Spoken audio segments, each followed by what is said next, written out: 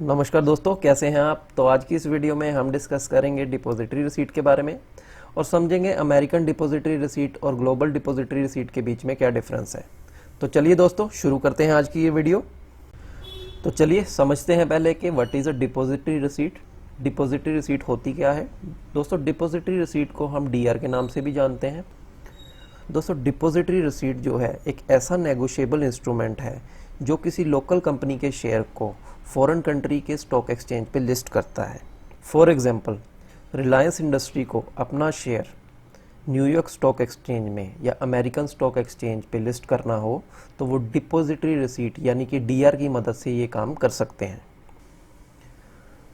आगे बढ़ते हैं। डिपॉजिटरी रिसीट जो है डीआर जो है डोमेस्टिक कंपनीज को ओवरसीज कैपिटल एक्सेस कराने में मदद करती है। डीआर जो है फॉरेन करेंसी में डिनोमिनेट होती है। फॉरेन करेंसी में डिनोमिनेशन का मतलब है कि इसकी खरीद फरोख्त सेल ट्रेडिंग जो है वो फॉरेन करेंसी में होगी, तो इसका प्राइस फॉरेन करेंसी में डिसाइड होता है और जनरली ये यूएस डॉलर में डिनोमिनेट होती हैं। दोस्तों डीआर जो है वो स्टॉक एक्सचेंज पे या फिर over the counter freely tradable होती है। तो दोस्तों ये हमने देख लिया कि डीआर होती क्या है।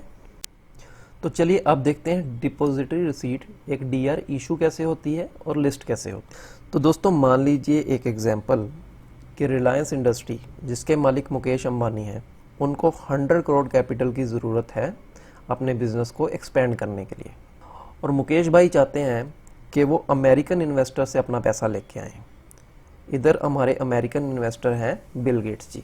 तो मुकेश अंबानी को करना क्या है कि अपने 100 करोड़ के शेयर जो है अमेरिका की किसी स्टॉक एक्सचेंज, मान लीजिए कि न्यूयॉर्क स्टॉक एक्सचेंज पे लिस्ट करवाने पड़ेंगे। पर दोस्तों Reliance directly New York stock exchange पे अपने शेयर्स को लिस्ट नहीं कर सकती क्योंकि एक इंडियन कंपनी है और न्यूयॉर्क स्टॉक एक्सचेंज में डायरेक्टली इंडियन कंपनीज लिस्ट नहीं हो सकती। तो फिर होगा क्या, मुकेश भाई क्या करेंगे, एक न्यूयॉर्क के बैंक के एक अमेरिकन बैंक को अपना एक डिपॉजिटरी बैंक नियुक्त कर देंगे, अपॉइंट कर देंगे।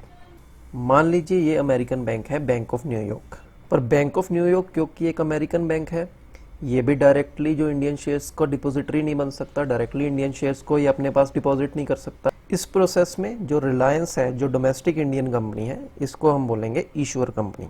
अब क्योंकि bank of New York Indian shares को एक्सेप्ट नहीं कर सकता तो ये इसका सॉल्यूशन निकालेगा और एक इंडियन बैंक को सिलेक्ट करेगा जो कि बैंक ऑफ न्यूयॉर्क के बिहाफ पे इंडियन शेयर्स की कस्टडी लेगा। तो इस बैंक को हम बोलेंगे कस्टोडियन बैंक। मान लीजिए ये बैंक है स्टेट बैंक ऑफ इंडिया।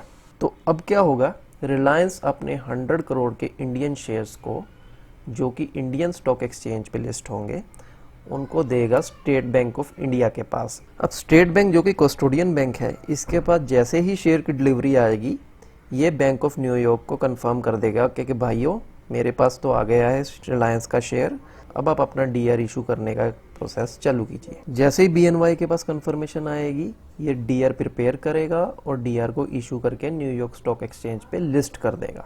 और डीआर की लिस्टिंग होने के बाद बिल गेट्स जैसे जो फॉरेन इन्वेस्टर्स होंगे वो डीआर को परचेज कर लेंगे। इस तरह से हमारे Reliance industry New York stock exchange पे लिस्ट हो गई। तो दोस्तों ये था मोटा मोटा डीआर रिसीट कैसे इशू होती है और कैसे लिस्ट होती है।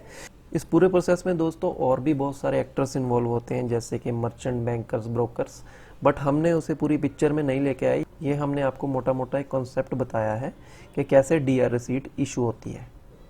तो चलिए आगे बढ़ते हैं और देख लेते हैं what are the types of depository receipts. दोस्तों डिपॉजिटरी रिसीट्स यानी कि डीआर दो तरह की होती है। एक होती है अमेरिकन डिपॉजिटरी रिसीट जिसको हम बोलते हैं एडीआर और सेकंड होती है ग्लोबल डिपॉजिटरी रिसीट जिसको हम बोलते हैं जीडीआर। तो चलिए पहले अमेरिकन डिपॉजिटरी रिसीट यानी कि एडीआर के बारे में पढ़ लेते हैं। दोस्तों जो DR United States of America यानी कि यूएसए में लिस्ट होती हैं उनको हम बोलते हैं अमेरिकन डिपॉजिटरी रिसीट। इनकी regulation security and exchange commission के रूल्स के हिसाब से गवर्न होती हैं। एडीआर जो है New York stock exchange, American stock exchange या नैस्डैक पे लिस्ट होती है। जनरली एडीआर की लिस्टिंग जो है बड़ी कॉस्टलियर पड़ती है इंडियन कंपनीज को या फिर जो डोमेस्टिक कंपनीज होती हैं। तो एडीआर जो है वो यूएस डॉलर में ट्रेड होती है। तो दोस्तों ये था अमेरिकन डिपॉजिटरी रिसीट्स के बारे में। तो चलिए आगे बढ़ते हैं। ग्लोबल डिपॉजिटरी रिसीट जिसको कि GDR बोलते हैं, इसके बारे में पढ़ लेते हैं।